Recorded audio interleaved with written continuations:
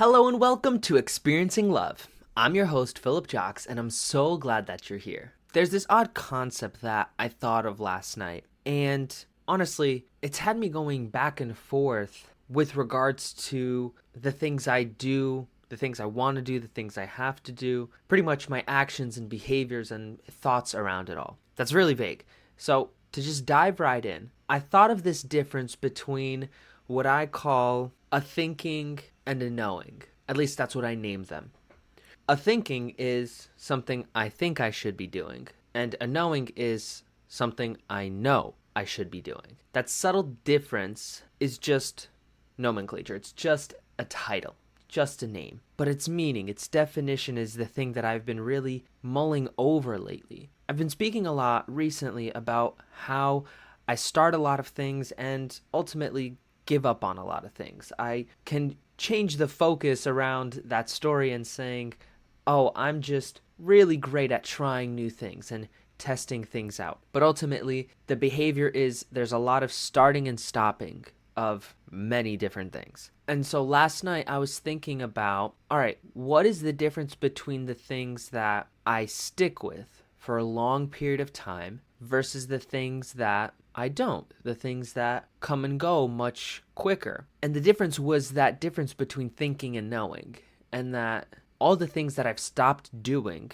up until right now have all been things that I thought I should be doing. For example, going to the gym. That was never something that I knew I had to be doing. It was more of something I thought I should be doing. So I stopped going.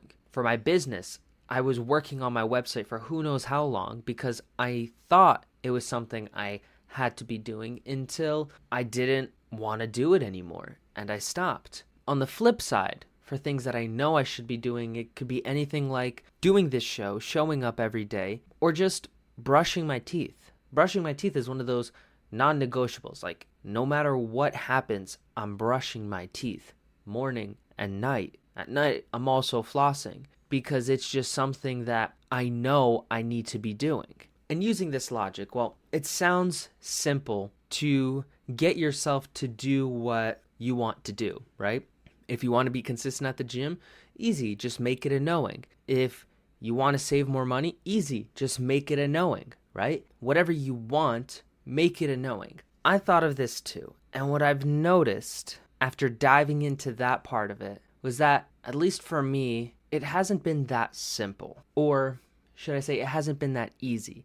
Because it really is simple. It's really just that one step, right? But I think that step has a lot of micro steps to it.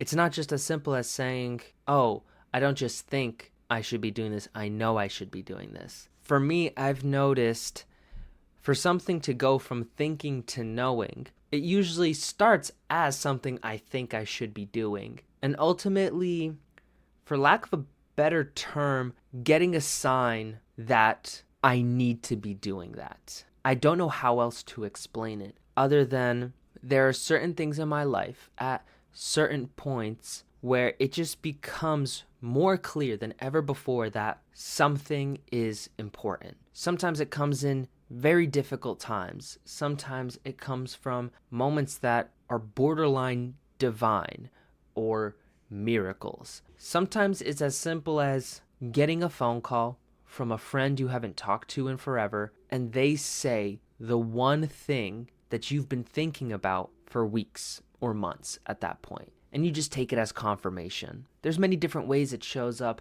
and I just noticed that all the things in my life that have become knowings happened because they followed that pattern, has followed the pattern that it started off as something I thought needed to be done, and then getting confirmation, getting a sign, just really embodying the importance of whatever that thing is. And I guess there's a part of it that I didn't actually think about last night, and it's that there's only so many things that fit on my mind under my list of knowings. And I don't know what that limit is yet, but I do know that I fluctuate between these two extremes, being either my calendar is scheduled to the 5, 10, 15-minute block all day, every day for weeks on end, to the opposite side being, I don't plan a single thing. I am go with the flow.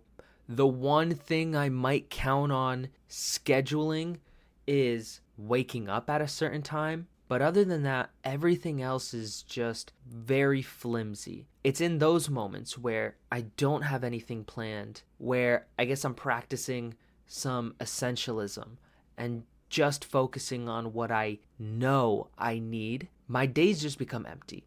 And I notice, what is it that I truly value? What is it that I truly need to do? How much of my life is fluff and how much is needle moving, life changing activities, you know? I don't know where I'm going with this, if I'll be honest. I just felt like it was something I wanted to speak out there into the world, into the universe. I wanted to start training my own mind with regards to making more things a knowing.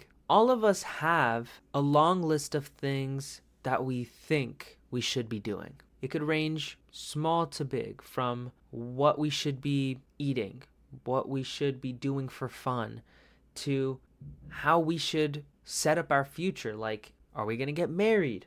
Are we going to have kids? We all have things that we think we want. And what really separates a thinking and a knowing is that when something becomes a knowing, you will fight harder to get it. Whenever something is just a thought or a should, well, as soon as it gets hard, we quit. And when I say something getting hard, there's many different levels of what may be considered hard. And it's personal to every single one of us. Something that's hard for one person may be very easy for another. For you, in one area of your life, something that may be considered hard, comparatively, is easy in another area. You may be great at saving money, but terrible with relationships. The point is, it's subjective. And it's all about when that threshold comes up. It's not where the threshold is, it's whenever that threshold does come up, do you fight through it? Do you push through it? Do you put in more energy? Do you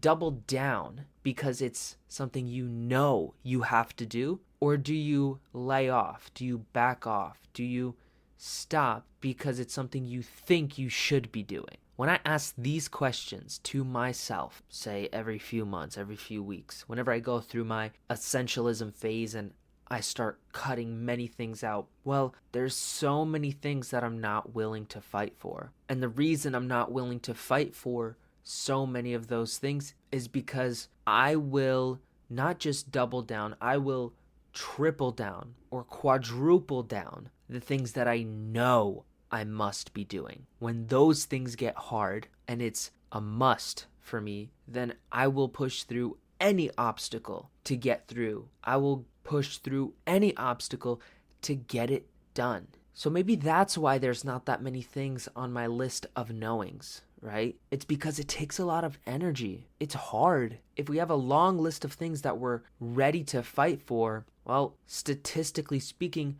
we're just going to be fighting more often. Some people maybe have more fight in them, but as a feeling, as an emotion, the tension I get from fighting, the tension and discomfort I get from that resistance, well, it's not something that I want to do all the time. And if I do want to do it, I want to make sure that it's worth it. I guess that points to one of my core values that I set up many years ago. And it's that I don't want to live a life of regret. There's many things that I can say I wish I would have done, but when it comes down to it, we only really remember the big moments. And in those big moments, you want to make the right choice.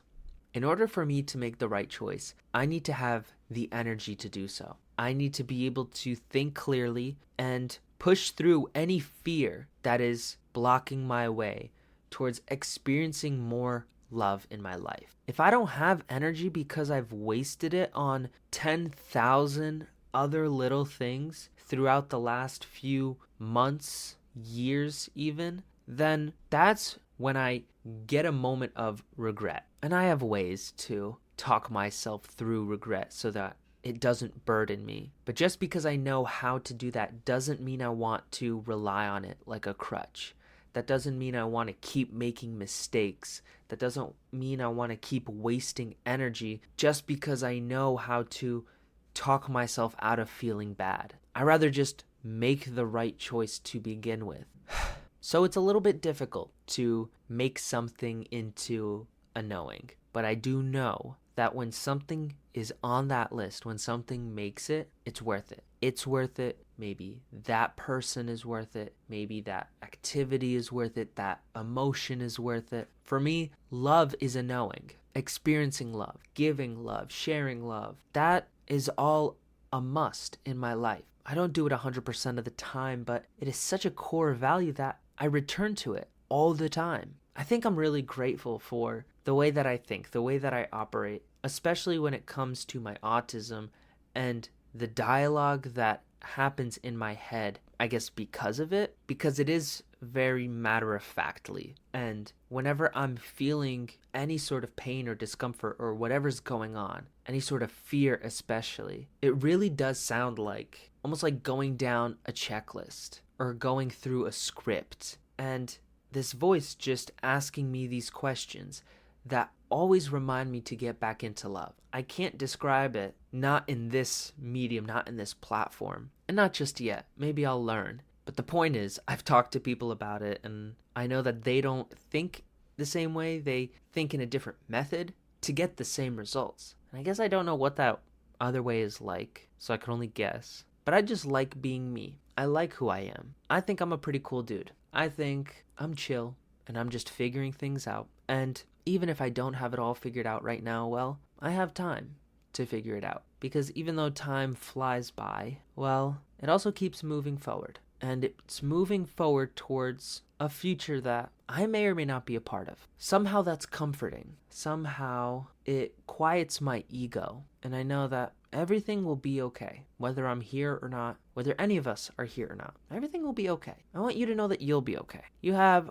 your list of knowings, your list of thinkings. It is possible to make something a thinking into a knowing. Just look for the signs. Look out for what's most important in your life. Find the patterns. What you notice more often, well, that's because there's a lesson or a message, or it's just something that's crucial to you, because not everybody is noticing it in the same way you do. Be on the lookout for your knowings, and when you find them, grab them and don't let go, because they're important to you. And if they're important to you, they're important to me. That's all for today. I hope any of this made sense to you.